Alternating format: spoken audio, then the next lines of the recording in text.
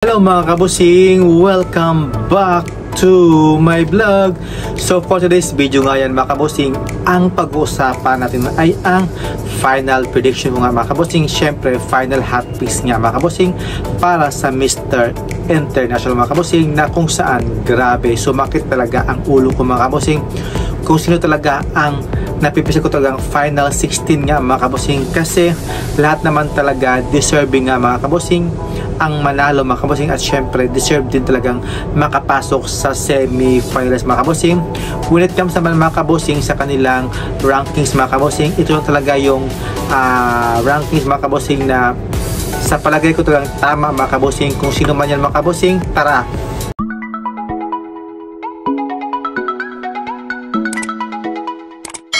Ayan na nga mga kabusing, magre-review ako ngayon mga kabusing ng aking top 16, at grabe, gitgitan talaga ang labanan mga kabusing, na kung saan ang aking top 16 mga kabusing para makapasok po sa semi-finals mga kabusing. At syempre nag-base lang ako sa kanilang performance sa national costume, sa swimwear mga kabusing, at syempre sa kanilang mga daily activities nga mga kabusing. At syempre narito yung aking top 16 mga kabusing, na kung saan huwag na natin patagal mga kabusing, na kung saan pang number 16 ko nga dyan si Dominican Republic, na grabe ito mga kabusing.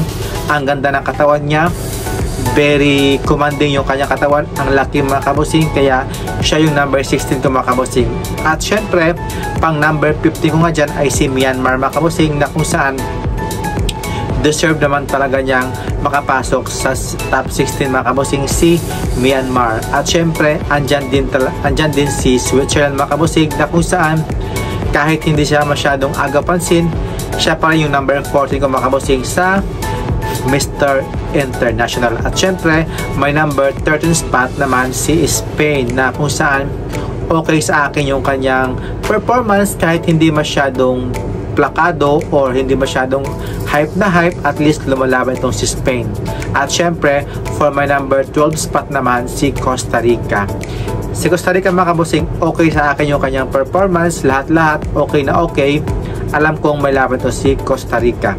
So number 11 ko naman mga kabusing si Cote d'Ivoire mga kabusing, na kung saan siya yung Black Beauty mga kabusing sa Patimpalak mga kabusing, na nakapasok sa top 6. Siya yung pangalawa na nakapasok sa top 16 mga kabusing na Black African mga kabusing, si Cote d'Ivoire. At syempre for my number 10 spot naman si Thailand, na kung saan si Thailand lumalaban siya mga kabusing, kahit home court mga kabusing, alam natin may laban ito sa Thailand when it comes sa kanyang performance at sa kanyang swimwear nga mga kabusing. At syempre for my number 9 spot naman si Ecuador, na kung saan napabilang siya sa national costume, at syempre sa kanyang performance mga kabusing sa swimsuit, at sa kanyang another activity mga kabusing, kaya nakapasok sa akin si Ecuador. At syempre for my number 8 spot naman si Canada, na kung saan yung kanyang face, batang-bata pa, pero lumalaban itong si Canada mga kabusing, kaya baby face pa itong si Canada. Pang number 8 sa akin si Canada, kaya mabenta ito sa Thailand yung mga tao doon. At syempre for my number 7 spot si Mexico mga kabusing, kaya si Mexico number 7 sa akin. Alam ko naman siya may laban, kahit hindi kagandahan yung kanyang katawan, may pagkalaman masyado, pero overall mga kabusing yung kanyang katawan saktong-sakto sa akin, pasok na sa akin yung kanyang katawan, kaya okay na okay sa akin si Mexico. Next naman si Indonesia for my number 6 spot. Si Indonesia mga kabusing, grabe ang gwapo niya, very jolly.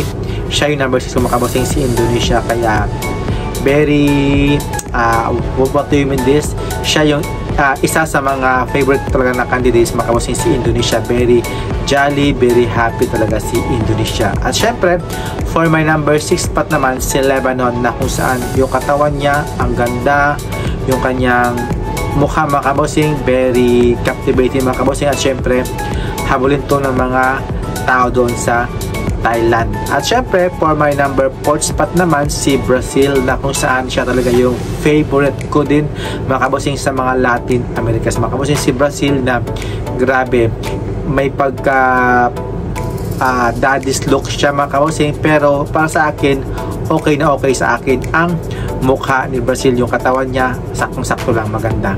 At syempre for my number 3rd spot naman si Korea, na kung saan ito talaga ang beauty na mabenta talaga sa Thailand when it comes sa kanyang Korean looks talaga mga kabosing. Ang puti niya, at syempre yun talaga ang gusto ng mga Thailand mga kabosing, yung very Asian look na may pagka-chinito, na maganda yung kulay ng balat mga kabosing, kaya si Korea. At syempre for my number 2 spot si Nigeria mga kabosing. Grabe sa performance pa lang mga kabosing sa kanyang swimsuit round, grabe, pasok na pasok agad si Nigeria. Ang gwapo, ang hot, ganda ng katawan niya mga kabosing.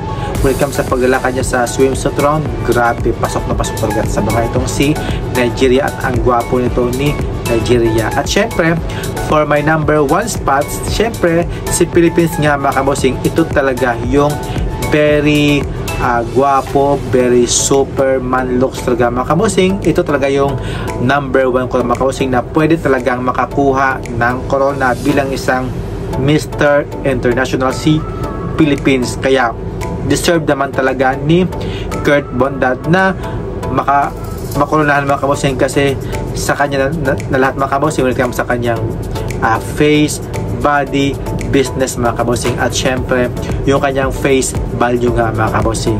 Kaya ayan mga kabosing, ito yung aking top 16 nga mga kabosing, na kung saan grabe talaga mga kabosing yung top 16 ko mga kabosing.